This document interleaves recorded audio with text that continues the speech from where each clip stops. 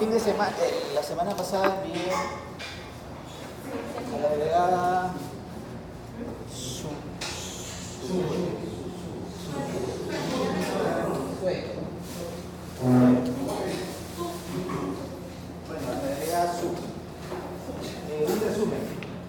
un resumen de resumen, ¿sí? Porque la información, bueno, es muy amplia. El antibiótico es bastante amplio y es lo que ustedes todos los días van a manejar, ¿no? Debería ser más clase de esto,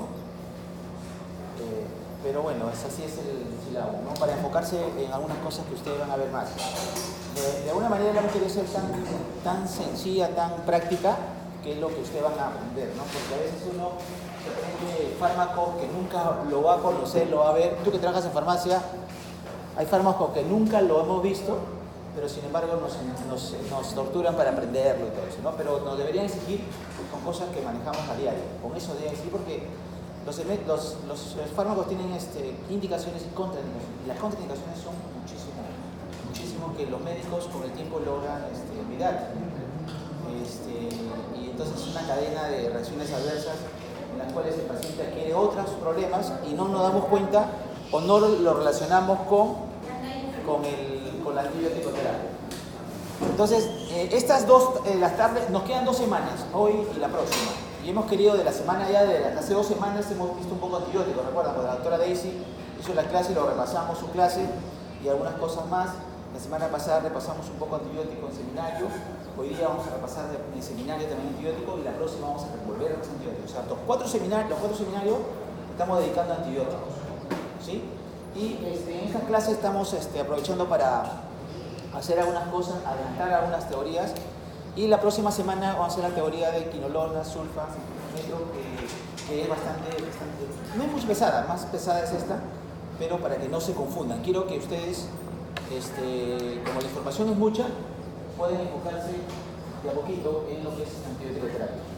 Este es otro problema, vamos a ver todo lo que es parásitos, protozoos, y es un problema mundial. Hay algunas prioridades de la OMS a nivel mundial, no solamente en nuestro país, que es tercermundista, sino a nivel mundial. La OMS prioriza algunas enfermedades, por ejemplo la tuberculosis, que es un problema mundial. Algunos países son más golpeados que otros, África, Latinoamérica, algunos países de la India, asiáticos. Este problema del paludismo es muy severo, en África es mucho más, hay mucha resistencia, y en el Perú, en nuestra Amazonía, hay resistencia. Hasta hace poco, hace 2 años, se empleaba una terapia, un esquema que todavía ahí lo tengo, y este año ya se ha cambiado. Antes decían, si provenías de la costa, te da un tipo de terapia diferenciado. Si provenías de la Amazonía, la terapia era diferenciada por la resistencia. Pero ahora se ha visto que esto se ha perdido, porque todos le tratan como resistencia. Ya no hay paludismo o falcíparo sensible. Se trata en el Perú como paludismo resistente. Así que cada vez estamos teniendo microorganismos más resistentes y los fármacos son lo mismo prácticamente. Se ha desarrollado en los últimos años, muy pocos estudios hay sobre esta enfermedad. Y igual para la tuberculosis, ¿no? Después de 50 años ha habido 2 o 3 medicamentos que la semana pasada lo vimos, ¿no? Bedatina, Delamanid, Protomanid, que van a tener que ustedes aprenderlo porque van a trabajar con eso. Ya el ministerio lo tiene algunos y van a trabajar con eso. Entonces, vamos a empezar a desarrollar lo que es el paludismo, ¿no? Paludismo, a diferencia del dengue, si buscamos similitud, los dos se parecen que son transmitidos por vectores, ¿verdad?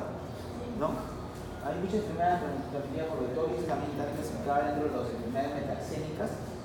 Y los vectores son distintos. Hay vectores que transmiten la leucemia, por ejemplo, transmiten lo que es la leishmania, ¿no?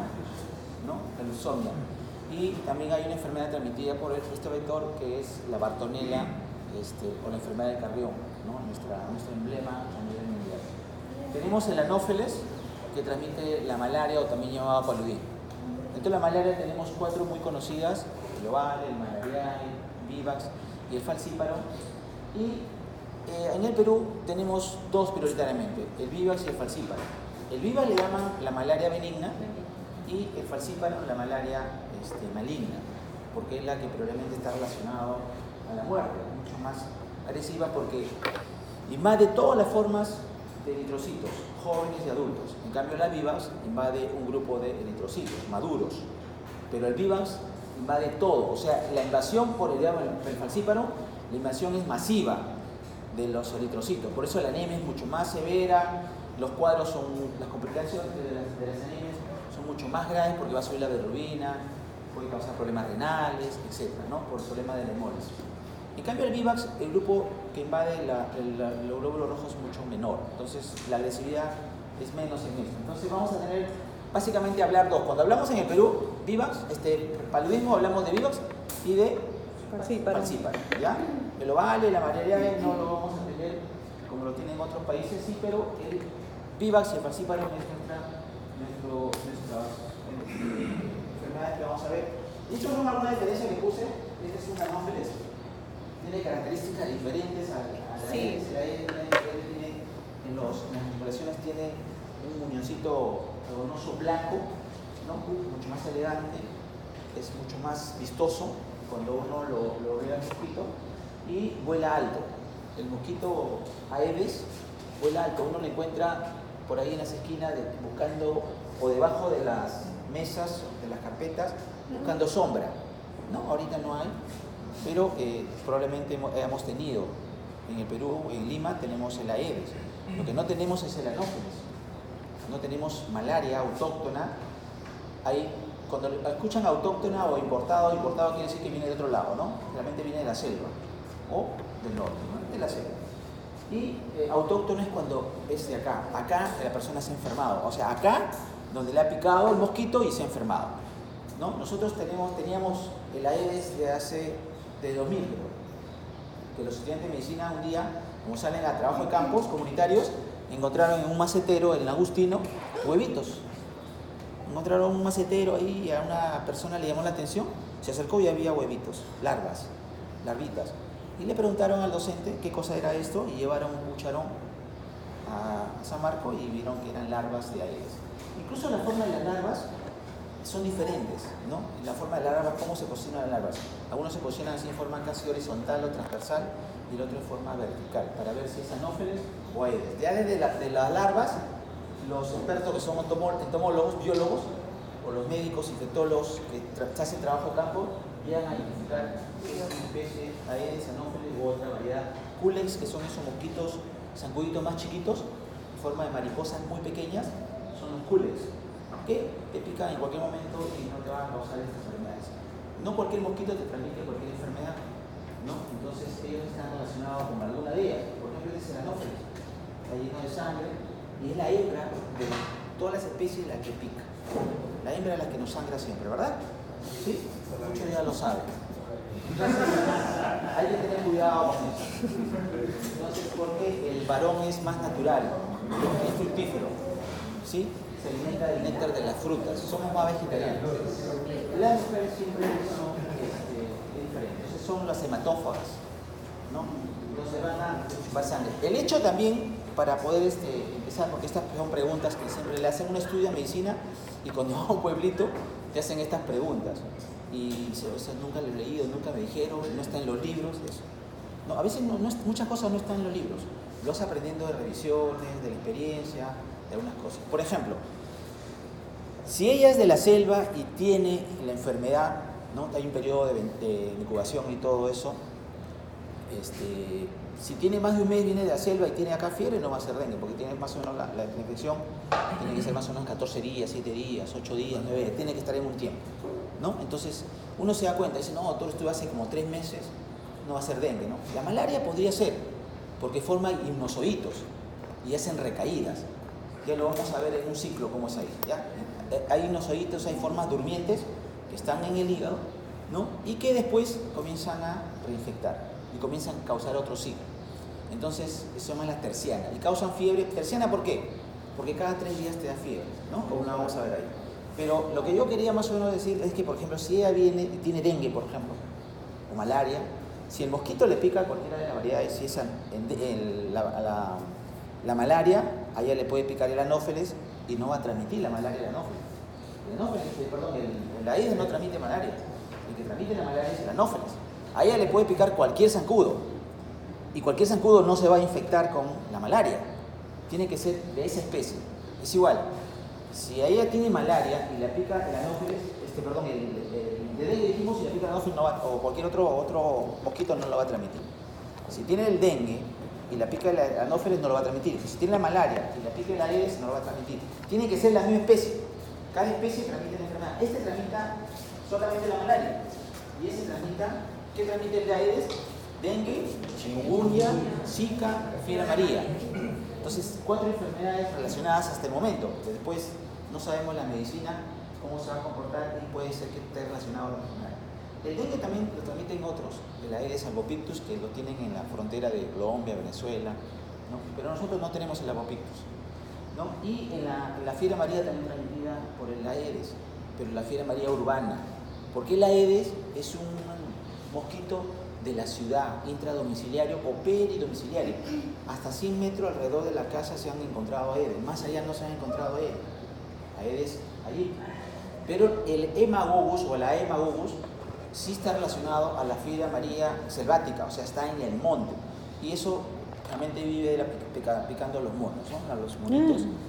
Y en ese afán de que el hombre invade la selva por buscar madera, entonces adquiere la fiebre amarilla. Entonces la fiebre amarilla está relacionada más selvática a los madereros, los que se van selva adentro buscando madera, pues como el cedro, caoba, qué sé yo, ¿no? Entonces es una población muy específica para ver. El Aedes, cuando usted le pregunten, es más domiciliario o peridomiciliario, vive en la casa o alrededor de la casa, pero no vive en el campo, ¿sí? Hasta 100 metros máximo alrededor de la casa, porque la noche viene a la casa y se alimenta de sangre humana. En cambio, el anófeles no, es más rural. El anófeles tú lo encuentras lejos de la ciudad, del campo, ¿no? De la ciudad o del pueblito, y está en las cochas de agua sucia, en los lagos, ahí encharcado. El Aedes no, el Aedes busca agua limpia, reposada, o sea, es un mosquito mucho más refinado, ¿no? Entonces, hasta la forma y todo eso, la postura y cómo vuela, es diferente a los otros animales. Entonces, decía que el Aedes siempre lo vamos a encontrar arriba, pero el anófeles vuela de 1 metro hacia abajo, no vuela alto, ¿ya? Cuando nosotros salíamos, cuando uno empieza en la medicina, siempre empieza entusiasmado. Y yo me metí a la selva y estuve 17 años y medio en la selva, en diferentes lugares. Y cuando salíamos en la noche a cazar zancudos, teníamos una manguerita, no sé si le había dicho alguna vez, y cuando aspirábamos una manguera y en el medio tiene un filtro. Entonces, la noche ahí conversando, los niños ahí viven su chorcito, no se ponen ni polo ni pantalón porque hace calor. Es como esta temperatura que tenemos ahorita, así es en la noche, en la selva, un poquito bochorno se siente. A pesar de que estás en el monte, se siente bochorno. Entonces no sientes el aire frío, es así, caliente. En la noche mismo el aire es caliente. No sé si alguien es de la selva o ha viajado. Entonces, y el niñito decía, siente cuando se sentaba el mosquito. Decía, doctor, en la pierna izquierda. Entonces uno agarraba, tenía la linterna y aspiraba y al aspirar no lo vas a aspirar porque tiene un filtro. Entonces después teníamos un vasito de tenopor con un jeve y hacíamos un hueco en el tenopor, pegábamos con jeve, como una jeve de llanta, pones una abertura y por ahí ingresábamos, soplamos, el zancudo ingresaba a la tacita o al vaso, sacábamos y el jeve se cerraba, ¿no? El jeve se abre o no, y se cerraba. Entonces ahí lo teníamos, y el entomólogo ya es el que causaba la revisión de qué tipo de especie era, si era anófeles, si era Aedes. El anófeles hay un montón, así como hay Aedes aegypti, albopictus, etc. Hay anófeles rangieri, nestovari, una serie de cosas, ¿no? Entonces, allá eran nestovari y rangieri eran los más frecuentes. Y es así como los entomólogos pueden clasificar las especies y de acuerdo a eso veíamos el ciclo, es decir, en qué momento están más los mosquitos y en qué momento están más en la noche y en la madrugada. Y veíamos que más o menos a las 5 de la tarde empezaba a aumentar 7, 8 y así hasta las 9, bajaba, hacía un pico. Y en la noche también 2, 3 de la mañana, 4, 5 de la mañana hasta las 6. O sea, picaba más en la noche y en la madrugada. Ese era el anófeles. Pero el mosquito Aedes pica en el día. No pica en la noche, pica en el día. Cuando tú en el día estás cabeceando, durmiendo así, te pica, ¿no? Entonces, y generalmente está posicionado en zonas y está viendo, ¿no? En qué momento atacar, ¿no? El aire está como si estuviera detrás de estas cortinas, cuando uno ve, quiere buscar ahora en esta época de Aedes, busca la cortina y sale un montón de mosquitos. Es ahí donde uno puede fumigar. Entonces puede agarrar un baigón, lo que sea, debajo de la mesa. En zonas oscuras, ocultas, en donde hay sombra, ahí está el Aedes, ¿ya? Ese es para el dengue. Les digo esto porque nosotros tenemos Aedes. Y en esta época es de Aedes. Esta época de diciembre, enero, febrero, las epidemias del año pasado, hace 3 años, empezaron más o menos en febrero, marzo, hasta abril. Y la anterior hasta mayo, ese pico. O sea, entre marzo y abril se da el mayor número de casos. Entonces no va a ser de que por ahí tenemos diferencia. No hemos visto, pero le estoy más o menos orientando de cómo es el manejo. Y un Aedes no te puede transmitir. Si ella tienes la enfermedad, le pica ahorita, y va y le pica a ella, no lo va a transmitir, le pica mañana tampoco, porque hay un ciclo, hay un periodo donde la Aedes adquiere el virus y tiene que reproducirse en su intestino y después ya maduro posicionarse en las glándulas salivales y de ahí recién infectar. Y eso es un ciclo que toma días, ¿no? Pero algunos comentan de que por mecanismo, por la parte mecánica podría transmitir, es decir, un factor mecánico. Si ella le pica y el probóscide o la trompa del zancudo tiene todavía la sangre, podría ser que ella, al picarle a ella, podría transmitir la sangre. Es poco probable, pero se plantea esa posibilidad. Pero hasta ahorita lo que sí está demostrado de que no se transmite en ese mismo día o en los siguientes días, sino que después de los tercero, cuarto, quinto hasta octavo día podría transmitir porque tiene que reproducirse en la unidad. Entonces no es posible transmitir en ese momento, ¿no? De hombre a hombre tan rápido, tan fácilmente no se transmite. El dengue no se transmite de persona a persona, solamente por la picadura del aire que consiste, ¿no? Y más o menos en promedio viven 40 días en promedio.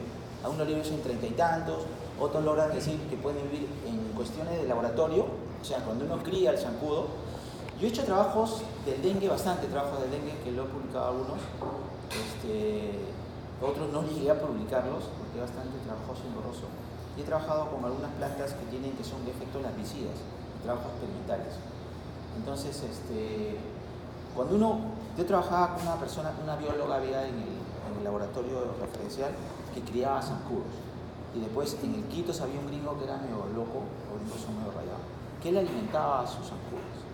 Eran zancudos vírgenes, no tenían la enfermedad, y lo ponía en la mano y los zancudos le picaban. Y había los picazones, ¿no? Y él criaba sus zancudos ahí, ¿no? Hacía sus experimentos, todo. ¿Ya? Pero el zancudo no tenía la enfermedad, o sea, no le iba a transmitir la enfermedad, porque estaban en una especie de tul y ahí criaban. Y otros le dan esos comidas para peces. Yo conseguía comidas para peces. Y con eso le dabas, ¿no? Cuando uno va si ustedes ahora logran ver en las llantas o en algunos lugares donde he reposado, con una cuchara van a ver larvas, saquen y le ponen un balde, por ejemplo, un balde cualquiera, y le ponen un tul, algo que pueda permitir el oxígeno, y van a ver que pasan 2, 3 o 4 días y van a ver zancudos. ¿Por qué? Porque hay ciclo de larva.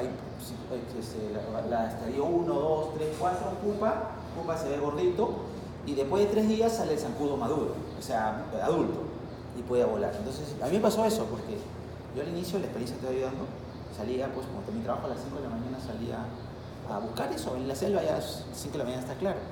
Entonces salía a buscar con las larvas para llevarlo tenía un cuartito ahí, parecía un laboratorio, tenía las placas, todo eso.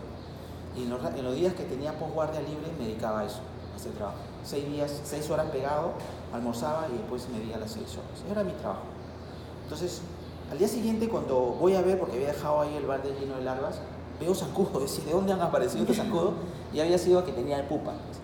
La pupa reventó y algunos depende del tiempo que tengan las pupas, pueden reventar al día siguiente. Pero el tiempo de maduración de las pupas son 3 días en promedio. ¿Ya? O sea, que podemos criar. Entonces dije, puedo criar zancudo. Puedo tener zancudo y hacer otro trabajo que era como fumigar, ¿no? O sea, aerosoles. Entonces, cuando uno hace trabajo te van saliendo otras ideas y vas avanzando y así, y vas mejorando algunas cosas. Y es una cosa que necesitamos hacer porque para salud pública, los que hacen maestría en salud pública podrían hacer ese tipo de trabajo, los que hacen maestría en epidemiología, etcétera, etcétera. Lo que hacen gerencia va más interesa la parte económica, pero también podían hacer la parte de gerencia en el gasto, ¿no? Costo-beneficio. porque a lo del gerente le interesa pues el dinero. Entonces pueden ser costo-beneficio en emplear un tipo de tratamiento con los convencionales ahora. El trabajo que yo hice fue una planta, pero no funcionó porque era muy nociva. Es la rotenona, el barbasco. No sé si alguien en la selva. El barbasco es una hierba, es una planta que cuando yo estaba en la selva, al inicio, cuando estaba en el Perú, cuando fui a la selva, en los lagos, ahí sembraban una población de GP, creo que era una zona de la Amazonía, donde decían que no había malaria. Decían, ¿por qué no hay malaria acá si estamos en medio de la selva? Y era porque ellos tenían mucho barbasco y crecía en los lagos, o sea, alrededor del lago. Y entonces salió la idea de que algunos decían que este barbasco era un veneno y que las raíces son las que contaminaban el agua, de manera que no iba a haber larvas. Entonces, ante esa idea que los pobladores te dan, yo hablé con los pobladores de esa comunidad donde teníamos malaria y con los estudiantes de primaria sembramos barbasco alrededor de los lagos y otros los drenados. Y es así más o menos que cuando ya me vine a Lima hice los trabajos porque tenía la idea de que eso funcionaba, ¿no? Entonces, funciona, mata mucho a las larvas, ¿ya? Mejor que otros. El problema es que es muy tóxico para la salud pública y está relacionado, cuando yo hice experimento en ratas y en conejos, los conejos estaban con hepatocarcinoma. Puede ser coincidencia o no, porque empleé pocos conejos, es caro hacer convertir un conejo, pero tenían hepatocarcinoma. 4 de ellos, de los conejos de 16, tienen hepatocarcinoma. Entonces, no sé, es bastante tóxico para poder emplear. De repente habría que hacer un proyecto más grande, ¿no? Pero como no hay este incentivo en el Perú, cuesta todo, ¿no? Bueno, chicos, entonces empezamos. Esto es la enfermedad frecuente. Decía que la tuberculosis, la malaria, el HIV son las 3 enfermedades infecciosas con las cuales hay un problema a nivel mundial. Después hay otras enfermedades no infecciosas como la enfermedad metabólica, ¿no? La parte de diabetes, uno de ellos, una epidemia de diabetes, y las enfermedades cardiovasculares, infartos y DCB. Esas son las enfermedades en las cuales nos preocuparía como médicos. Infartos, DCB, diabetes, malaria, dengue y HIV. Son los problemas fundamentales que todos vamos a ver de cualquier especialidad. Y los datos son binarios y hay muchas resistencias sobre eso, ¿no? Y la transmisión, no se olviden, se transmite por el anófeles. Acá puse otro dato que no están en la sierra, por ejemplo. No están más allá de los 1500 metros. El dengue, cuando yo comencé a estudiar, decían hasta 800 metros, 850, 900, iba aumentando, ¿no? Ahora está más o menos también más o menos a esa altura. O sea, el escudo se va adaptando al medio ambiente. Así como el hombre se adapta y puede vivir en un sitio de 50 grados, como en el Medio Oriente, y otros pueden vivir y bañarse en el hielo, si el hombre se va adaptando. Pero nosotros no podríamos, ¿verdad? Ni mucho el frío extremo nos mataría, ni el calor extremo nos mataría. Estamos en un clima promedio. Pero hay algunos pobladores que se adaptan. Entonces, estos se van adaptando. Y es así que ahora dengue tenemos en algunos países, en Bolivia y en Argentina, decían que había llegado incluso a los 2.600 metros, otros decían 1.800, o sea, pero en la literatura no dice más de 1.100, por ejemplo, ¿no? 1.100, 1.200, en la mayoría. Pero yo creo que con el tiempo ya va cambiando, se van adaptando los microorganismos. Pero vamos a ver acá que hay varios tipos de malaria, se llaman, ¿no? Paludismo, malaria es lo mismo, y hay un periodo donde es el malaria es la cuartana, la fiebre cuartana, y las otras son las fiebres terciarias. La cuartana, la única que es cuartana es la malarial, ¿ya? ¿A qué le decimos terciana y cuartana? Por ejemplo, si ella tiene fiebre hoy día, le da hoy día, que es el primer día, el segundo día no le da, y el tercer día, que es pasado mañana, sí le da. Por eso se llaman cada 3 días. Pareciera que es hoy día y después de 2 días más, 3 no, sino que se cuenta el día de la fiebre. Si hoy día tiene fiebre, es el primer día, el segundo día que mañana no tiene y el tercer día tiene. O sea, cada 3 días tiene fiebre. ¿Sí? Un día sí, un día no. Es terciana. Y la cuartana es hoy día, mañana no, pasado no, y el cuarto día sí. ¿Sí? O sea, un día, 2 días no y un día sí. Es la cuartana. El cuarto día le da fiebre. Ese es cuartana y le da malarial. Pero la malaria es difícil ver acá en el Perú. No lo tenemos, el ovale no. Pero tenemos sí, el falcíparo y el viva, como dije, tienen la misma característica del ovale y son también fiebres tercianas, sino que la otra, la fiebre más persistente. ¿Por qué? Porque invade a todos los eritrocitos de todos los tamaños, maduros y inmaduros. ¿Ya? Esto No le voy a preguntar esto de acá porque es otro tipo de clase para psicología, todo eso, pero le explico para que tengan una idea de cómo funciona esto y qué es lo que vamos a ver. ¿Sí? Se transmiten también en forma vertical, o sea, la mamá al bebé, y por transfusión. ¿Por qué? Porque tenemos los merozoitos. Si yo tengo malaria y en mi organismo se están produciendo los esporozoitos, esquizontes hepáticos, sanguíneos, se revientan, eliminan millones de merozoitos. Si cuando me toman la sangre yo tengo esa cantidad de merozoitos, al transfundir a la otra paciente le pueden transmitir la enfermedad. Igual, en la mamá al bebé en el momento de transmisión de cordón umbilical. Podemos pasar a eso. Y este es un ciclo muy, muy, muy interesante de la CDC, que es la institución de enfermedades infecciosas a nivel mundial. En Estados Unidos, en Atlanta, está el centro, y que regula todo lo que es enfermedades infecciosas a nivel mundial. Vamos a ver cómo ingresa. Ustedes ven acá que el mosquito le pica a un ser humano, a un hombre, y es en la forma de esporozoide. ¿Sí? ¿Cómo le vamos a preguntar? No puedo preguntar en una clase de fármaco cuál es la forma infectante del anófilo, no sería adecuado. Pero es bueno que lo sepan más o menos cómo es la transmisión. De repente los nombrecitos se olvidan después, pero al leerlos se van a recordar y van a ver cómo funciona esto. Los esporozoitos son los que infectan. Es el que ha madurado en el mosquito. ¿Ya? El mosquito ha madurado, se ha localizado en su glándula salival y cuando nos pica, nos va a transmitir los esporozoitos. Estos esporozoitos cuando invaden las células hepáticas. Lo primero que invaden es entrar a la sangre y invaden las células hepáticas. ¿Sí? Van al hígado, se aparecen en el hígado, se multiplican, crecen en el hígado, ¿no? Y se rompen.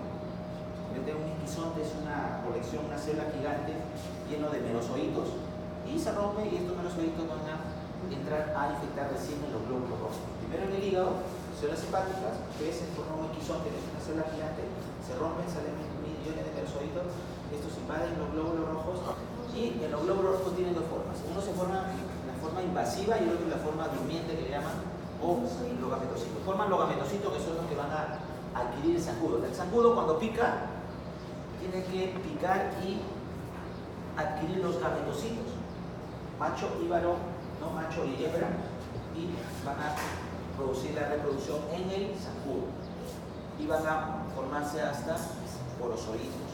Esporozoitos, entonces, vienen acá esos esporozoitos que forman los esquizontes, merozoitos, se rompen, invaden los glóbulos rojos, y estos glóbulos rojos también se forman esquizonte sanguíneo. Hay un esquizonte hepático, se rompe, esquizonte sanguíneo, se rompe, y esto es lo que causa, estos merozoitos sanguíneos, lo que causan la enfermedad.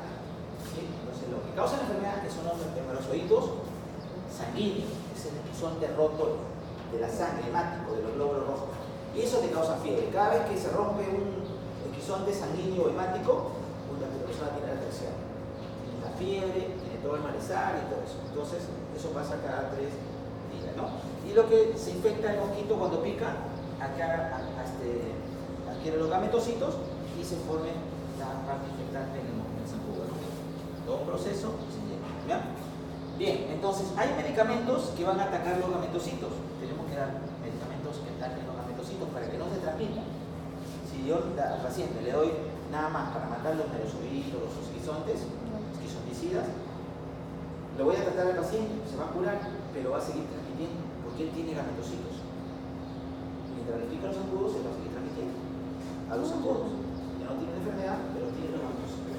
Entonces hay medicamentos que van a matar al esquizonte, que se rompe y drena merozoitos, son esquizonticidas.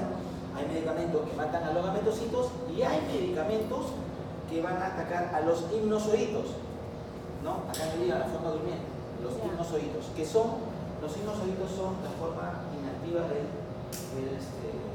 protozoo, ¿sí? Del falciparum de malaria. Estos hipnozoitos después van a activarse y van a causar la enfermedad, ¿no? ¿Sí? Entonces, hay 3 tipos de medicamentos que vamos a tratar: los hipnozoitos en las formas durmientes, hipnozoitos de hipnosis, están durmiendo, los merozoitos sanguíneos, que son los que causan la enfermedad, y los gametocitos, ¿sí? Para poner ideas. Y estas son las distintas enfermedades. Una forma práctica de poder ver qué cosa ¿Qué enfermedades te ocasiona, no? Hay mucha fatiga, mucha fiebre, mucha anemia. En la selva, cuando hay una pregunta, hace poco he estado viendo las preguntas del ENAM y dice, paciente procedente de Loreto o de Pucallpa. Dice, procedente de la selva, fiebre, escalofríos intermitentes. Cuando te dice escalofríos o fiebre intermitente, quiere decir que hace un día, y otro día no. Un día, no te dice ahí cada 2 o 3 días, pero dice intermitente. Puede ser que un día no haga fiebre, o 2 días no haga fiebre y un día sí. O sea, hace fiebre sí y otro día no. ¿Sí? Entonces puede ser terciana o cuartana, no se especifica, pero es intermitente. Intermitente que hace un día fiebre y otros días no hace así. Cuando hay una fiebre así, que es ondulante, pero para que sea Brucela, no es ondulante, no te dice, porque si no te dará ese dato de ondulante. La Brucela te dice, te produce escalofríos o diaforesis parcelar. Parcelar quiere decir que en una zona sudas y en el resto no. Eso te produce escalofrío. Nunca yo he visto una enfermedad que te produzca tanto escalofríos. El paciente tiembla, ¿no? Tiembla. Entonces por eso no le dan terciana, ¿no? Entonces tiembla con fiebre. Y es en el momento de la fiebre donde se le pide gota gruesa, porque es el momento donde se liberan millones de melosoditos sanguíneos, hemáticos. Ahí es donde se liberan los melosoditos y ahí es el momento de hacer la gota gruesa. No en el momento febril, sino en el momento de febril. A veces lo puedes tomar también en cualquier momento, pero mayor rendimiento tiene en el momento de la fiebre, porque ahí es donde se están liberando millones de melosoditos que son los responsables de los síntomas. Y el paciente tiene muchos otros síntomas, fatiga. ¿Por qué? Porque va a haber anemia, va a tener una orina oscura, etc. Va a comenzar a subir la bilirrubina, etc. ¿no? Y otros malestares que son propios de enfermedades sistémicas. El paciente deja de trabajar, etc. ¿no? Y estos son más o menos para orientarse en cuanto a los medicamentos. Hoy hay muchos medicamentos buenos, las penicilinas, que son origen de una planta china. Las plantas son muy, nos están dando muchos productos químicos o medicamentos que son muy buenos para diferentes enfermedades. En el Perú hay una planta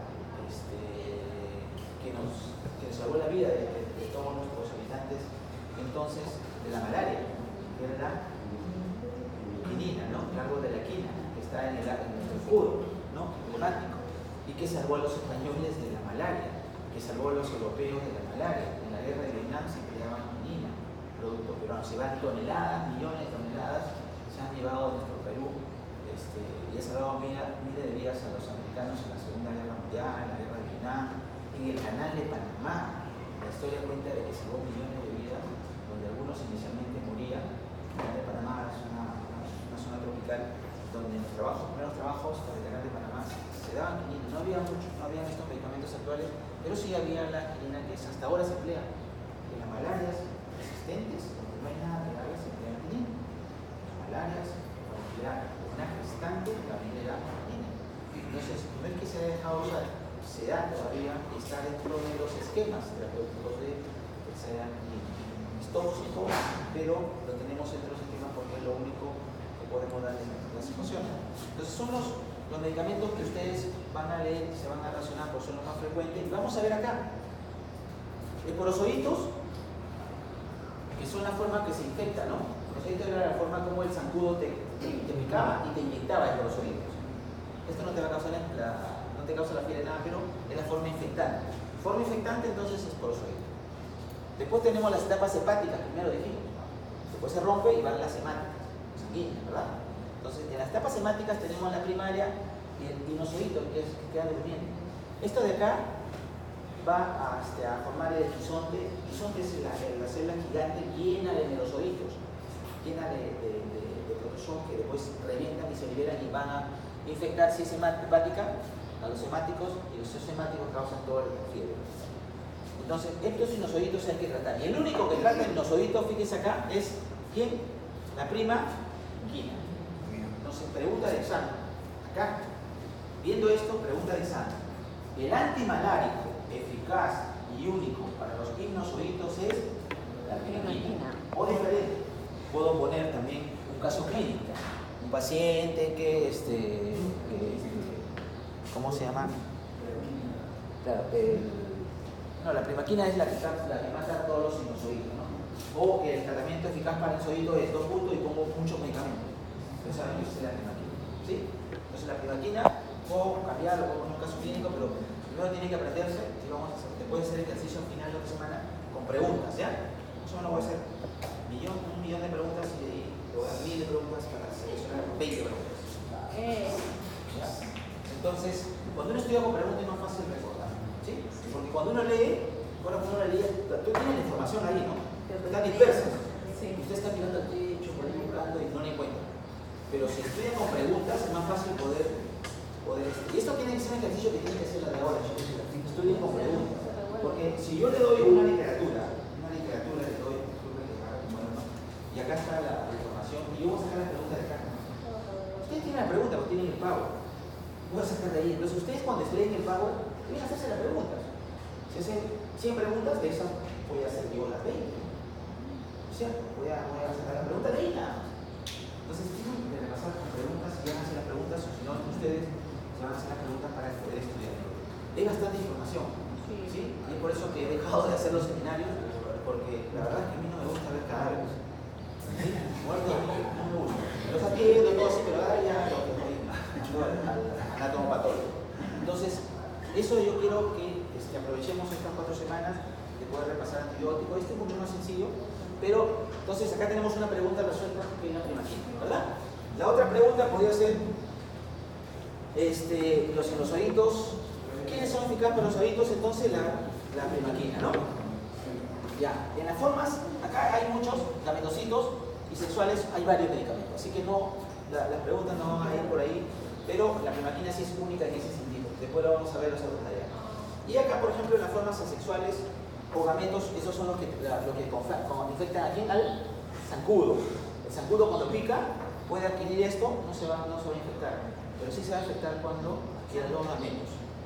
Y eso van a reproducirse en su intestino del zancudo y luego se va a localizar en las glándulas salivales para que te pueda contagiar. Entonces nosotros tenemos que dar tratamiento acá, porque podemos buscar medicamentos eficaces para los sinusoiditos, eficaces para los esquizontes hemáticos, y al paciente se cura, pero mientras no matemos los gametocitos, el paciente va a seguir contagiando. Sigue contagiando. Y no nos sirve de nada porque la epidemia va a continuar, ¿no? La transmisión va a continuar. Entonces la idea es tratar de que los medicamentos tengan todos eficaces. ¿Y quiénes son eficaces? Vemos allá 5 medicamentos eficaces, y vemos que la primaquina es eficaz para las formas primarias de las formas hepáticas, los inosoditos dentro de ellos, las formas sinusoiditos y la forma hemática en los gametos, pero no mata la forma activa, ¿sí? Esta es la forma activa, la que causa la enfermedad. De la primaquina es bueno entonces para los inosoditos, formas hepáticas, en las dos formas hepáticas, y es bueno para los gametocitos también, ya no transmite, pero tenemos que asociarlo a alguien que te cure. ¿Y quién te cura? La cloroquina. Entonces siempre hemos empleado la primaquina con la cloroquina. La cloroquina sí te va a matar, ¿sí? También combate los gametocitos, pero no es muy eficaz, a diferencia de la primaquina. Entonces, una buena asociación primaria, la que siempre se ha empleado y se emplea para vivas hasta ahora, es la cloroquina y primaquina. Es eficaz para vivas. Para vivas no hay muchos problemas, no tenemos resistencia. En nuestro medio, se damos primaquina. El otro día, hace el año pasado, ahora en septiembre, por ahí vino venezolano y vino con malaria. Le detectamos malaria acá, había llegado hace poco. El otro día decía que lo había infectado en su paso por el norte. Él venía de Bolívar, una zona bastante endémica de malaria. Probablemente tenía ya la malaria o lo haya adquirido en el transcurso. Pero por el tipo de enfermedad yo creo que ya venía de Venezuela, ¿no? Entonces, ahí le dimos primaquina, estaba ya terminando, estaba una semana con eso, le explicamos, conseguimos y le dimos, y al segundo día ya no tuvo fiebre, ¿sí?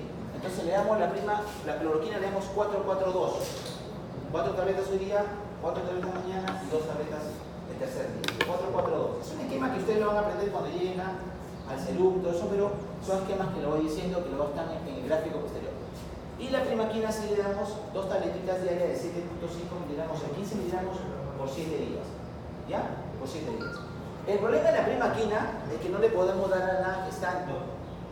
No le podemos dar a la gestante.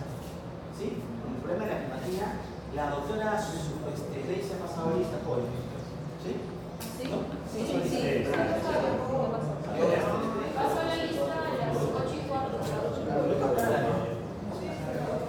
Ya, de todas maneras, bueno, yo voy a tener con algunos el seminario, vamos a tratar de reforzar. Antes de estar presente, no falten, por favor, estas fechas, no falten, los que deben, tienen que sacarse para darle un artículo que deben, porque si no, lamentablemente, si no tienen otra poder con el SEO, entonces es un problema que no me va a quedar. Ni siquiera uno puedo poner porque no sé, si no había nada, entonces no puedo poner nada. Entonces, chicos, la primaquina no se puede dar en una gestante. Si una gestante tiene malaria, le voy a dar solo cloroquina. Pero la primaquina está contraindicado en la gestante. Entonces, ¿qué hacemos?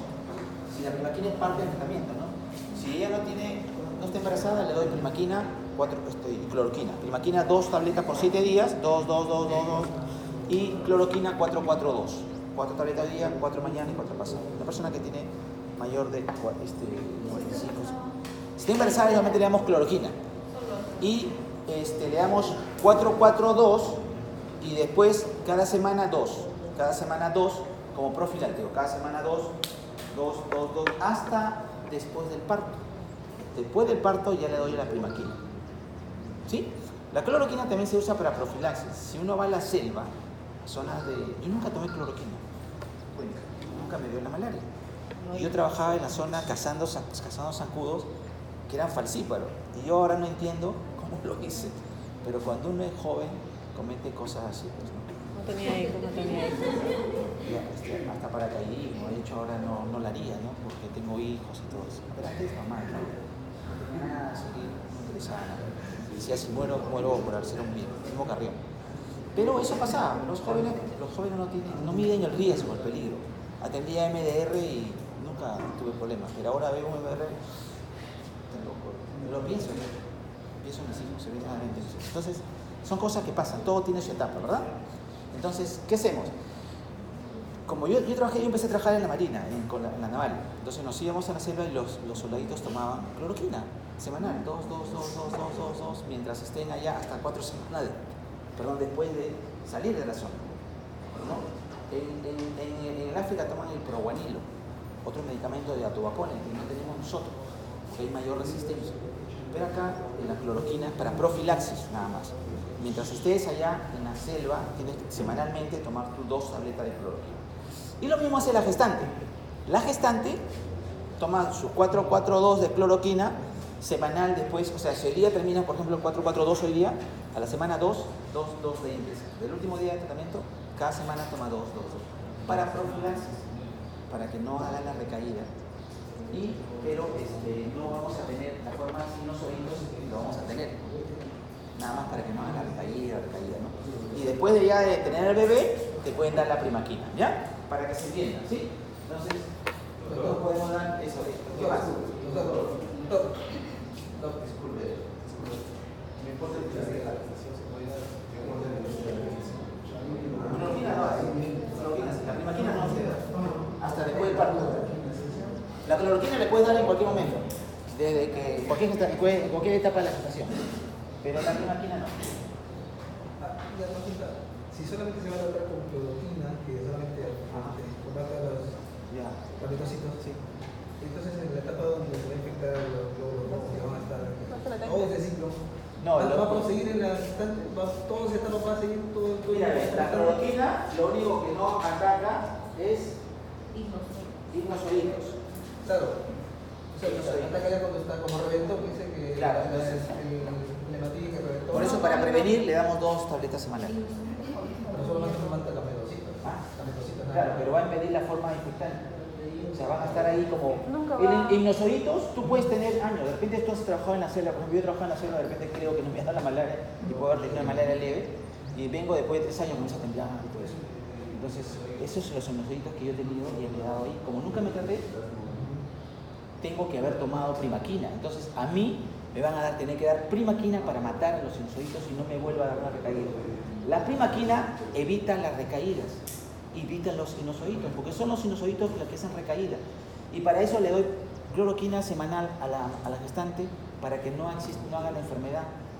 Pero no lo estoy erradicando el pelo, porque la cloroquina te va a matar estos tres.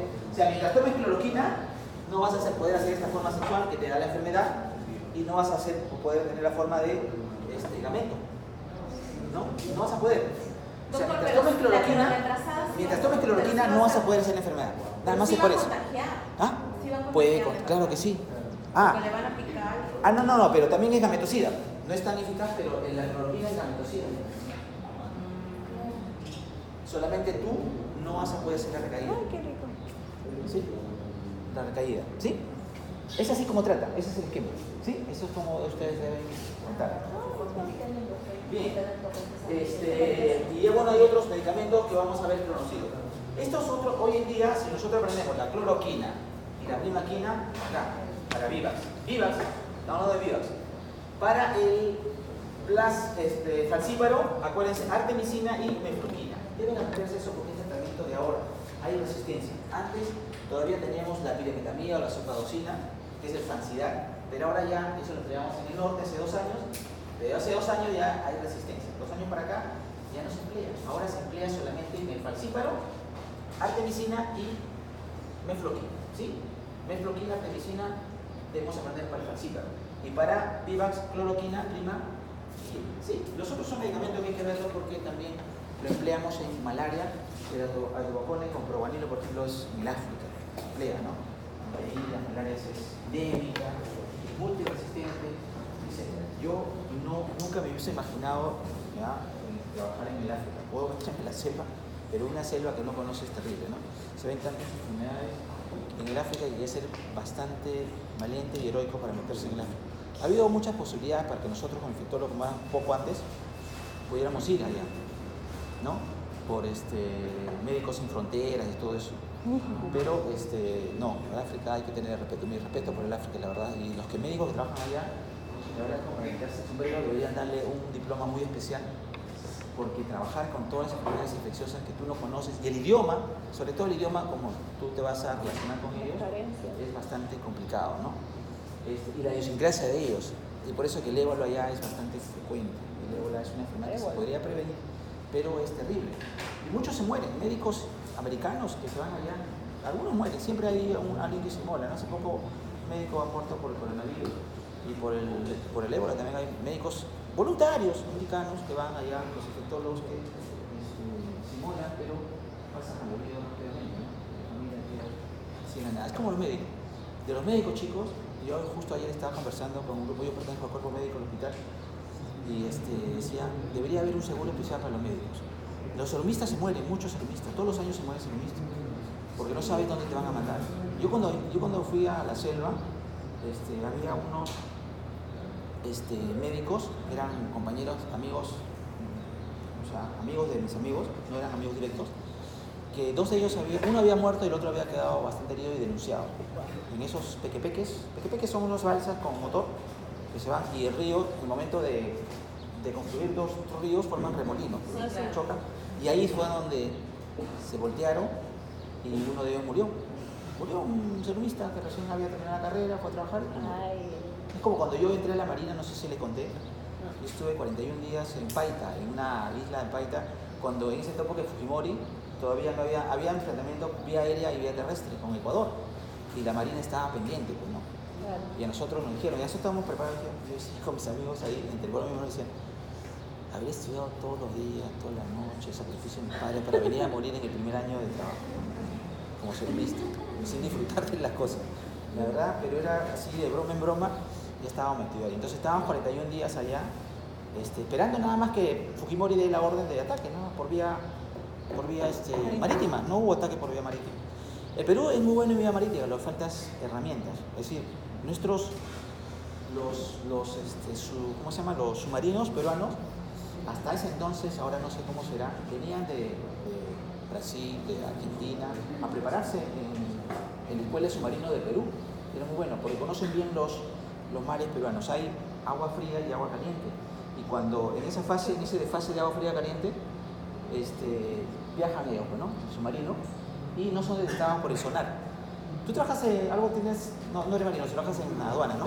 Pero los que son marinos más o menos, cuando el sonar viene así, es desviado por esa fase de agua. Es como cuando uno ¿han visto el experimento de un cubo donde tú pones la luz en la noche y después fumas? Y cuando fumas, la luz se desvía. ¿Has visto? ¿Un experimento? O sea, tú estás ponchando, por ejemplo, la luz acá en la noche, apagamos la luz, echamos la linterna, yo fumo y boto el humo, y este humo, con la fase de la luz, haces la luz, se desvía. Entonces el sonar funciona algo parecido. Esa interfase se desvía, no le detecta algo. Teníamos submarinos en territorio ecuatoriano, es lo que comentaban los comandantes, y nunca se enteraron los ecuatorianos, pero nunca hubo ataque, nunca hubo el ataque por el problema de Perú son las maquinarias que los aviones y helicópteros se caían solitos, ¿recuerdan? O ustedes no se acuerdan porque eran muy pequeños. Los helicópteros se caían solitos. Los ecuatorianos ni siquiera no disparaban porque se caían. Tan mala calidad. O nuestros submarinos se hunden solitos, como el Pacocha, ¿no? Se hundió solito. O sea, los congresistas sirven para eso, para hacer mucho daño. Bien, entonces mira, son las cloroquinas y nosotros vemos lo único que les puedo preguntar es lo subrayado. ¿Sí? Lo subrayado y algunas cosas puntuales que ya les he dicho. Vamos a la pregunta, pero podemos decir que actúa disminuyendo la síntesis de DNA en los mayores de los casos para aprenderse a esto, pero no deben olvidarse que es entonces esquizoticidas. Esquizoticidas son cuando yo invado una célula hepática o una célula hemática, que es el eritrocito, se llena, se reproduce en esta célula, se llena de melosocitos, se hincha, es una célula gigante, y los melosocitos son los que explotan, que hemos visto en el dibujo ahí, ¿ya? Es un esquizoticida sanguíneo, o sea, es la que causa la enfermedad. Esa que te causa la fiebre, ahí va a atacar, ¿sí? Entonces, la enfermedad es combatida por esto. La primaquina combate nada más las formas de inosocitos, la recaída. Primaquina le damos para la recaída y cloroquina para la enfermedad. ¿Me quede claro? ¿Sí? Porque esto es lo que te causa la fiebre y todo el malestar. Son los millones de melosocitos que salen de acá. El esquizonte es una célula gigante llena de melosocitos. Se revienta y entonces la cloroquina es la que te va a curar. Te cura. Pero no previene la recaída. Y también es gametocida, mata los gametos, ¿no? De forma que el mosquito va a picar y va a transmitir. ¿Sí? Entonces, repasemos un poco los hechos. Y la otra es que no tiene actividad sobre los inosocitos, ¿no? Si la primaquina, por eso le damos con primaquina. La única que tiene actividad sobre el inosocito, acá te pueden poner cualquier medicamento, no va a tener actividad sobre inosocitos. La única que tiene actividad sobre inosocitos es la primaquina. ¿Sí? Y se debe añadirse la primaquina para la cura radical. Se cura porque ya no va a haber recaída ni contagio. ¿Ya? Bien, entonces la cloroquina se da como profiláctico, dijimos, ¿no? En la zona donde hay malaria, pero excepto pues donde hay resistencia y todo eso ya es otra cosa, ¿no? Ahí empleamos el atorbajone con probanilo, que es otro. No se debe administrarse con metformina porque aumenta el riesgo de convulsión. Metformina, perdón, para el riesgo de convulsión. Entonces, ahí también dice que la cloroquina es segura en embarazos en niños pequeños, de cualquier edad, ¿ya? Lo que tú preguntabas. ¿Podemos dar una embarazada en cualquier momento? Sí. Niños pequeños, también. ¿Sí? No hay problema. Y estos son una zona donde vemos que, mira, todo lo de verde es donde tenemos la malaria, ¿no? Todo África, parte de Asia y Sudamérica y el Perú, como siempre, estando ahí en los problemas al 100%. Al 100%. Chile, como siempre, un poco cuidándose, ¿no? Por eso los chilenos se creen superiores a nosotros porque nosotros somos un poco más primitivos que ellos, porque ellos eliminaron a sus primitivos. Son más agresivos, más malos, ¿no? Todos sus primitivos los eliminaron. Entonces, su biología es, no sé si alguien conoce Chile, es toda una cordillera, ¿no? Es un corredor nada más. Entonces tú ves allá la cordillera, está en Santiago, y para educar a su gente es fácil, pues. En cambio para educar y para vacunar a su gente es difícil. Nosotros salíamos, cuando estaban las selvas, y mandábamos a los técnicos, le mandábamos 6 horas, caminaban. Ya había una familia que regresaba después de 2 días y decían no quieren. No querían, o sea, pero tenían que el esfuerzo de caminar. No hay forma, entonces, eso es nuestro Perú, en cambio Chile es fácil, pues por eso la parte de salud pública es mucho más controlada También nosotros no. Ahora está más consciente la gente, pero aún así, ¿no? Te vas caminando días a veces en todo un pueblito y metes. Hay problemas, hay médicos que han muerto por meterse, por insistir con casos. En Amazonas hace como poco más de 5 años de ese, también mataron a un médico que iba en una brigada a una decisión de pueblito. A mí no me pasó nunca eso porque yo, a pesar de haberme metido 12, 13 horas hacia adentro, fue en San Martín, de camino a San Martín, entre San Martín y ¿cómo se llama? Yurimaguas, hacia adentro, en el Alto Amazonas, entre la frontera de San Martín con el Amazonas, metió hasta caminando, 13 horas de ida y 13 horas de regreso. Caminando, no hay otra forma. Pero me he encontrado con gente civilizada, no encontraba a los nativos, nunca me he encontrado. En Loreto creo que hay más posibilidades, en Amazonas hay pueblitos nativos que a poco. Pero yo que he encontrado nativos no he encontrado. Pero sí, una vez estaba haciendo una campaña así adentro y vino un poblador así agresivo y como estaba su esposa, pensaba que le estaba examinando su parte así, que si estaba examinándola me mataba. Tiene un concepto muy especial. Solamente estábamos conversando y ahí estaba. Yo siempre, cuando examinaba, porque hasta ahora, tengo a la técnica, o al técnico, una técnica mujer, ¿no? Para que te respalde. Y eso lo adquirí y eso es lo que ustedes deben hacer. Yo le aprendí eso de internado porque los médicos hablaban de cosas. Cuando te hablan de un problema tienes que tenerlo presente porque eso ocurre en nuestro Perú. ¿Sí? Siempre cuando nosotros, los médicos, vamos a examinar a una mujer, porque cuando somos médicos generales vemos todo, tenemos que tener a una mujer al costado. O sea, hay una técnica, una enfermera que te respalde. Porque hay que cuidarse, chicos. Hay que cuidarse bastante. Si tú estás examinando a una mujer y ella grita y te denuncia, si tú la estás mirando nada más, y ella por querer denunciarse dice y hace cosas, tú pierdes. Y eso pasa. Y hay colegas que se han afectado. Yo he tenido 2 problemas cuando estaba en la dirección, había un odontólogo que se metió en problemas. Y no sabíamos si creerlo o no. Pero ya la denuncia estaba hecha. De que él en el consultorio había tratado de abusar. Un odontólogo, imagínense. Entonces yo hablé con él y le dije, lo mejor que debe hacer es renunciar. Porque yo lo veía correctamente a él. Pero la denuncia estaba hecha, se iba a enterar toda la prensa, iba a hacer problemas, y nadie le iba a creer a él. Porque la chica que había pasado era una menor de edad. Entonces, esas cosas hay que son problemas que no tienen nada que ver con la clase, pero nadie te enseña, pero tienes que aprender. Entonces yo aprendí eso, de que siempre examinar Incluso en el Revalete había una chica que tenía 15 años y tantos, quería que yo nomás le pase visita, yo era residente allá. Y allá hay camas de 2 plazas y hay camas de 1 plaza. Y la chica era muy, muy atractiva, muy bonita. Pero el problema de que yo decía, una cosa son mis cosas personales y otra cosa son los problemas legales, ¿no? No voy a arruinar mi vida por algo por más. Entonces, siempre le hacía pasar a la enfermera. No, no quiero ver. No, pasa acá. ¿Qué tal si ella grita y me denuncia? Porque ella entró por un cuadro tenía unos problemas. Ya, claro, o sea, se había intentado suicidar por un enamorado y todo eso. Cariño. La depresión. Y yo, imagínate, cuando una chica, claro, te metes en problemas tú solo. Si tú sabes que ella se ha tratado de suicidar, por más que te guste, te metes con ella, vas a tener problemas toda tu vida. Toda tu vida.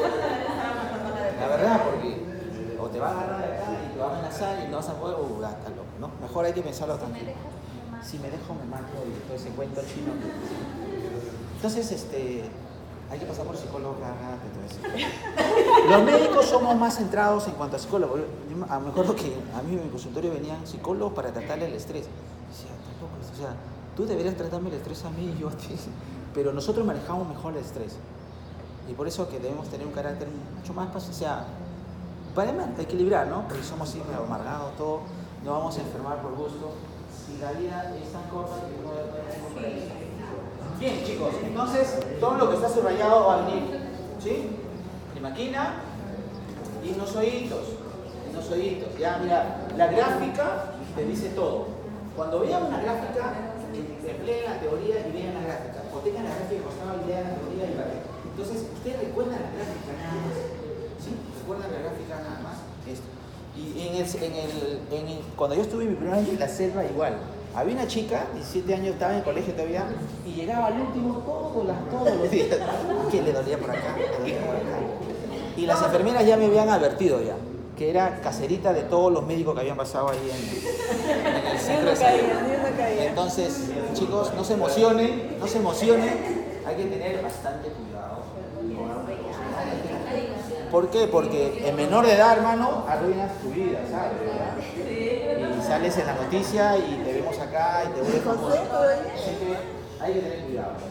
Entonces, tarea menocida, pero básicamente no en embarazadas y esto es inosoditos recaídas. Cuando vemos inosoditos recaídas, ¿sí? Inosoditos recaídas. Mefloquina es otro de los medicamentos que tenemos que recordar, dijimos, también.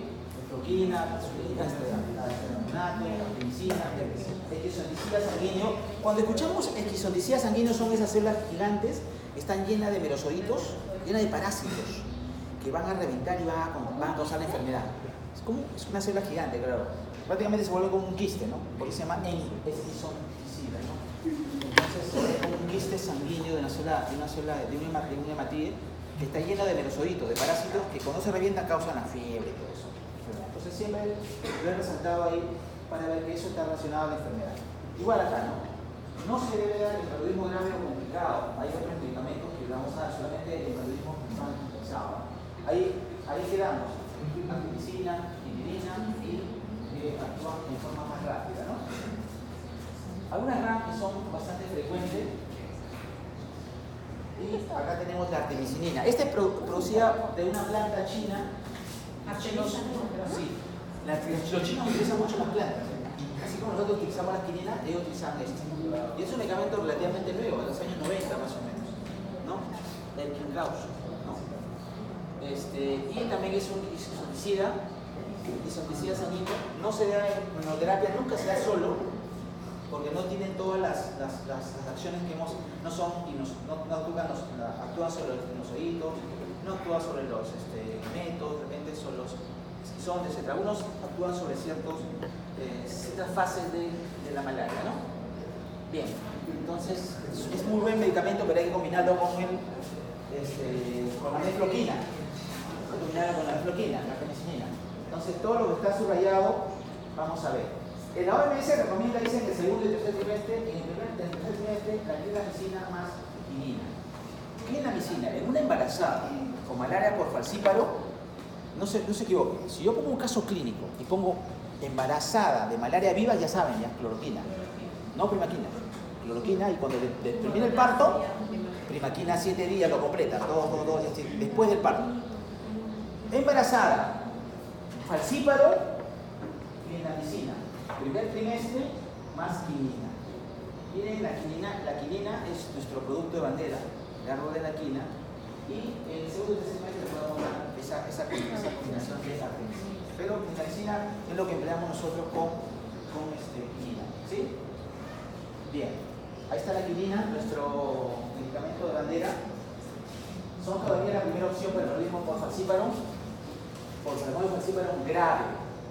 Como es muy nocivo, tenemos que esperar la última opción, ¿no? Primero le damos los otros, que son eficaces también, pero en una grave es mejor esto, actúa más rápido. Tenemos que darle.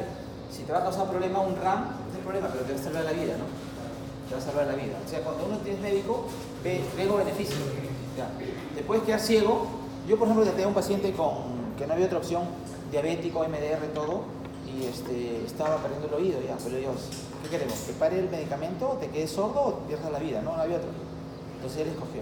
Luego quedar sordo o hipocúsico. Nunca quedó sordo, siempre quedaron hipocúsicos, pero salvo, están vivos, ¿no? Están sanos, que puedan incluso después recuperarse las actividades y pueden trabajar. Entonces, si uno pone en la balanza cierto beneficio, porque hay que darle en ampollas, y ahí le damos canamicina, estreptomicina, que es muy ototóxico, ¿no? Que lo vamos a ver después en el repaso. Ya deben saber ya cuáles son los aminoglucósidos. Los aminoglucósidos están tres tipos de efectos adversos, ¿no? Nefrotóxico, ototóxico, bloqueo neuromuscular. ¿Cuál de los aminoglucósidos es más ototóxico? Estreptomicina, la tuberculosis. ¿Cuál de los aminoglucósidos es más nefrotóxico? Gentamicina, ¿ya? Así vamos a aprenderlo. Eso lo he escrito ahí en el resumen. No lo han leído. Ahí está escrito así como conforme lo he desmenuzado. Y he puesto eso en lo que le acabo de decir, ¿ya? Para ir repasando. Entonces, algunos otros tenemos isoticida también, que es muy relacionada a la enfermedad, a la terciana, es estos inhibidores del folato, ¿no? Ustedes sabemos que nosotros, nuestro ácido fólico es bueno, y quiero que lo aprendan esto, el ácido fólico es bueno para formar nuestras pirimidinas y nuestras purinas, y esto forma el ADN. Es decir, si yo tomo ácido fólico, nuestro ADN va a estar OCA. La compañera Doris un poco lo ve. No traiga su carpato. Es su carpato, como lo lleva pues A ver, si van a demorar, si van a demorar en conversar, pueden salir un ratito y solucionan para no perjudicarnos. Estamos en la hora todavía, ¿no? Vamos viendo despacio, ¿no? Para entenderlo. El ácido fólico es bueno para formar nuestro ADN finalmente. Es por eso que a la mamá le damos ácido fólico. Y es por eso que ahora no solamente a la mamá le damos ácido fólico o a las mujeres jóvenes. Las mujeres jóvenes en edad reproductiva deberían tomar toda su vida ácido fólico. Es la recomendación que yo le daría a todas. Porque no sabemos en qué momento la mujer puede salir embarazada. Uno, tiene pareja más obligada para proteger al bebé. Porque cuando se enteran de que están embarazadas, se enteran hace unos cuarto o quinta semana. ¿Y el tubo neural a qué semana se cierra?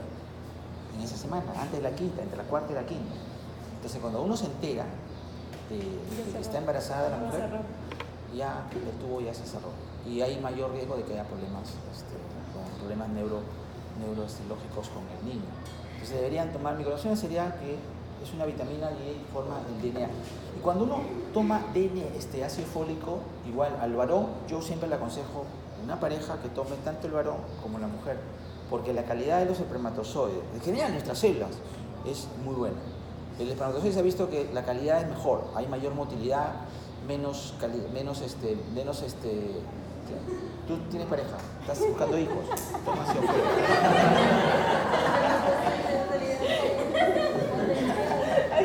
No, el ácido fólico, chicos, hay que entender eso, es muy bueno, ¿ya? Y tanto varón como mujer, porque forma nuestro ADN en la célula. O sea, nuestra célula, mamá, va a tener un hijo de mejor calidad. Y los espermatozoides son de mejor calidad. Se han hecho estudios ya que los espermatozoides son de mejor calidad, mejora mucho la calidad de los espermatozoides. Entonces, una pareja que está buscando bebé, no puede tener bebé, empezamos con eso, ¿no? Claro, ácido fólico, ambos, para mejorar la calidad de nuestra célula. Entonces, como vamos a ver, sulfa, no sé si alcanza el tiempo la tarde o si no después lo terminamos. Sulfa forma la purina pirimidina y esto forma el ADN. Entonces, que va a ser necesario para que nuestra célula se pueda reproducir, ¿no? Ahí está nuestro código genético y todo eso. Entonces, es importante que cuando tomen estos, el paciente tome ácido folínico o ácido fólico, ¿sí? Cuando el tratamiento es prolongado. Y acá tenemos a la pirimetamina. Realmente no lo utilizamos mucho nosotros porque no tenemos. Cada vez que nosotros en el futuro necesitamos pirimetamina tenemos que preguntar quién tiene, dónde viene. Algunos traen de Chile, otros traen de... Chile tiene casi todos los medicamentos y Brasil tiene todos los medicamentos. O sea, la política de Brasil es gratis todo. Salud pública tiene todos los medicamentos. Todos los medicamentos. En Chile también tiene una gran mayoría de medicamentos. Medicamentos que había mencionado, recuerda, para la osteoporosis, ustedes que les mencioné. Anteriparatina, Chile lo tiene, producto de la India, que lo venden, nosotros no lo tenemos, tenemos que importarlo, porque la salud pública como que no tenemos bien. Entonces, tenemos que dar ácido fólico, realmente cuando utilizamos yo pregunto mucho de medicamentos que no utilizamos. Realmente lo que yo pregunto son medicamentos que ustedes utilizan y nosotros utilizamos, porque si no lo vamos a utilizar, hay que ser práctico en la vida. La medicina es tan amplia que si me lleno de cosas que nunca voy a ver, por gusto. Debo aprender cosas que veo todos los días y que ustedes tienen que aprender el manejo y ver si lo utilizo, cuándo lo utilizo, cómo lo utilizo y cuándo no lo utilizo también, ¿no? O por qué lo utilizo, porque es importante ver todo eso. Y unos otros medicamentos, nada más para mencionarlo, no lo empleamos nosotros, por ejemplo, el tobacone, ¿no? También todos son eficaces contra isótopos sanguíneos, que son los que causan la enfermedad, hepáticos también, pero no contra los inozoitos, no, ninguno de estos va a causar inozoitos, solamente la primaquina. Inozoito, entonces la primaquina. Y hay otro medicamento que es más raro, que nunca lo he visto, que he utilizado, Pero tenemos nosotros tetraciclina, doxiciclina, clindamicina, que son antibióticos que también actúan sobre la malaria. Entonces, la pregunta de examen es, ¿qué antibióticos usamos para la malaria? Tetraciclina empleamos, clindamicina se emplea, hemos visto que en la gestante empleamos clinda con quinina, ¿no? Y la doxiciclina. Esta de acá no le podemos dar en gestante, ¿verdad? En gestante no se utiliza tetra ni doxiciclina, ¿no? Porque se deposita mucho en la matriz ósea, en el hueso, en los dientes de los niños, lo tiñe y va a causar hipoplasia dental y lo va a decolorar los dientes en los niños. En los menores de 9 años realmente tenemos problemas, no podemos dar tetraciclina, ¿sí? Pero se ve que algunos dan, ¿no? Antes yo he visto a un sobrino mío que le dieron tetraciclina a un pediatra y le dañó los dientes, causó hipoplasia de los dientes, finalmente era pequeño, ¿no? Y después de leche que le llama, y después volvió a crecer su dentadura. Pero tenemos problemas, no manejamos muy bien los antibióticos, entonces tenemos que poder mejorar esa parte, ¿sí? Chicos, ahora hay mucho más conciencia de todo eso, porque estos son los esquemas para recordar. Las preguntas son pocas que hemos visto, esos son los esquemas que hemos visto en gestantes, ¿no? Tratamiento de malaria gestante, ya lo han visto ustedes, ¿no?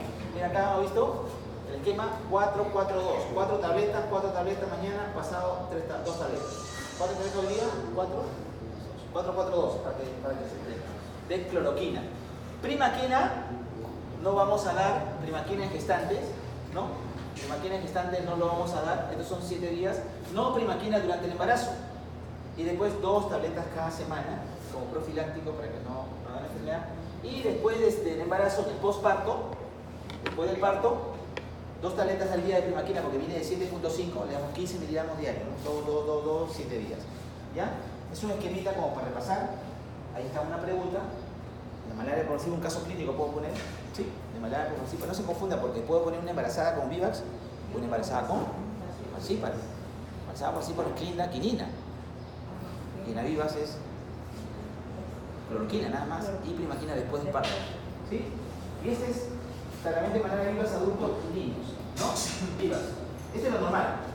Si ustedes tienen una malaria por Vivax Falciparum, es lo mismo, en el instante, lo bueno de acá, 100 por kilo de peso, ¿no? Le damos acá por estar, si no, si es adulto, 4-4-2 y primaquina 2, 7 días.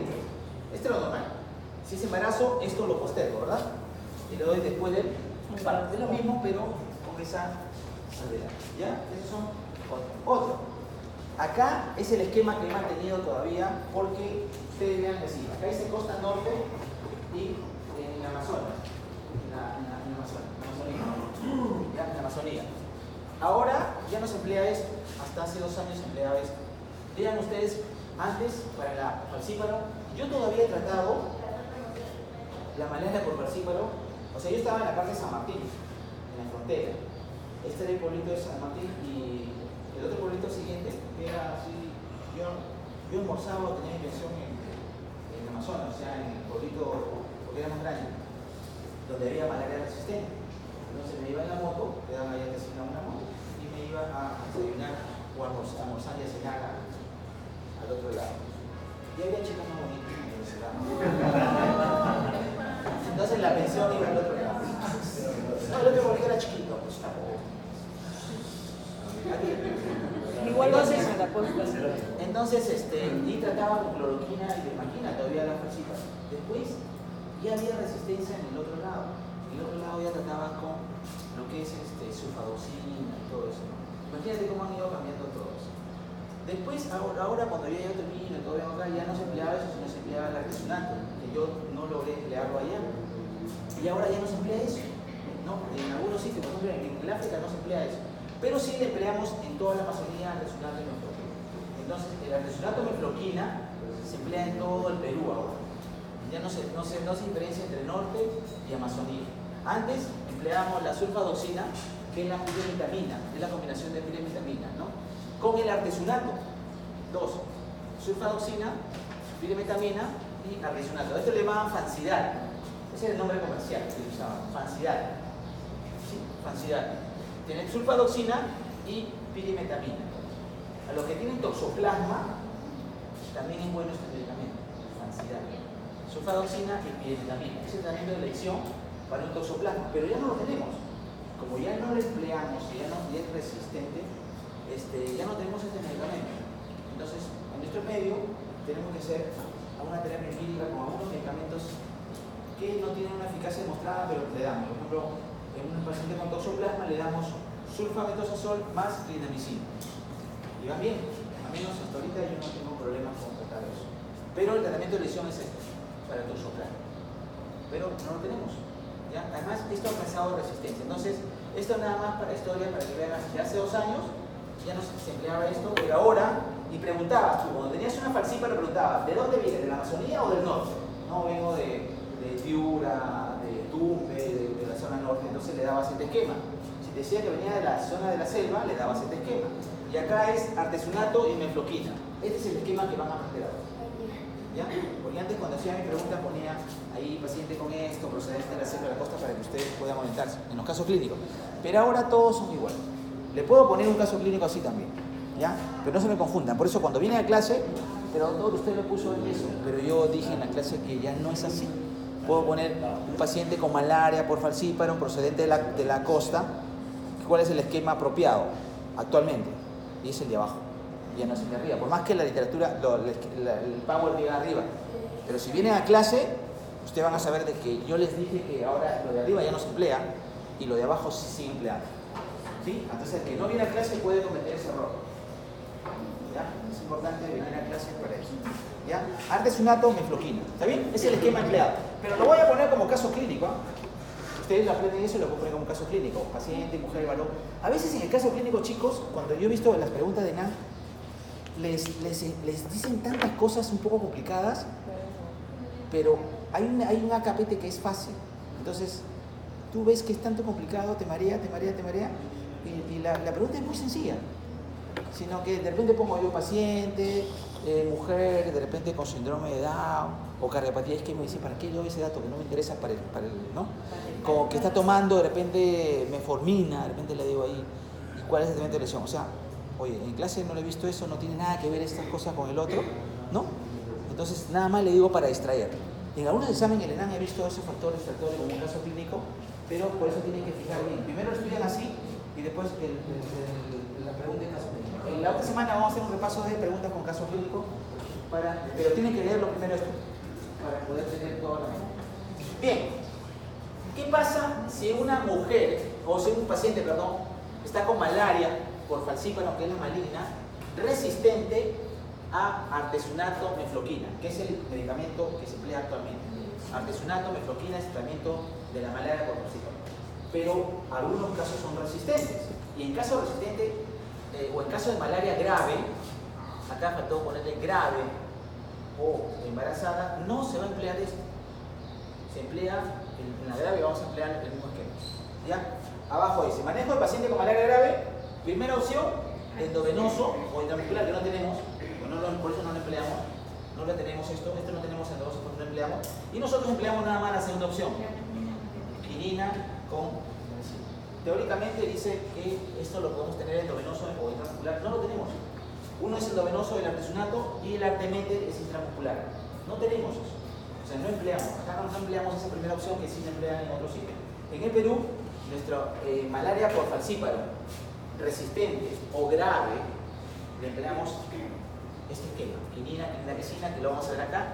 Quinina, clindamicina, y como el paciente tiene que matar a los sinusoides, le damos primaquina. ¿Sí? Primaquina. Porque es la única que mata a los sinusoides, ¿verdad? Tenemos que subir la primaquina. Pero también es quinina, clindamicina. Es lo que va a matar. Mire que la clindamicina es un antibiótico anaerobio, gran positivos. Y la quinina es nuestro árbol. De muchos años sigue sirviendo actualmente para malaria grave. Entonces, el Perú ha contribuido en algo a la farmacopea mundial, ¿verdad? Y esto ha salvado millones de vidas la quinina. Hay que sentirse un poco orgulloso de esto. Pero yo le pregunto a ustedes, ¿ustedes conocen, han visto un árbol de la quinina alguna vez? No. Lamentablemente no. Así somos en Perú, ¿no? Deberíamos reproducir esto. En Huancayo, yo hace 2 años, hace 2 años fui a Huancayo y después a un lugar, la sierra. También a Chachapoyas, el año pasado, en enero, por ahí. Y hay un sitio de los huancas allá en Amazonas, un sitio donde los huancas, huancaínos se han establecido, y ahí hay un árbol de la quina. O sea, ellos han tratado de reproducir un ambiente de árbol de la quina. Pero el Estado no le ayuda, ¿no? O sea, el árbol de la quina teníamos 47 especies, han llegado a ser 14, de los 14 tenemos 7 nomás en Perú actualmente. El resto ha desaparecido. ¿Ya? Pero así somos los peruanos, ¿no? Los únicos que quedan son los... Mejor no digo nada. Entonces esto hay que aprender. Más que el tiempo, son 7 días, me interesa más o menos, yo no pregunto la dosis, nada, porque ustedes eso lo van a hacer terapéutica cuando ya estén en hospital, y ustedes repasan esto y ven la dosis, ¿no? Ahí necesitas saber dosis. Pero ahorita necesitan saber el medicamento, cómo actúa y en qué momento lo empleo y cómo se le escribe, ¿no? Cuáles son las mutaciones y los riesgos. Bien chicos, entonces vamos a ver.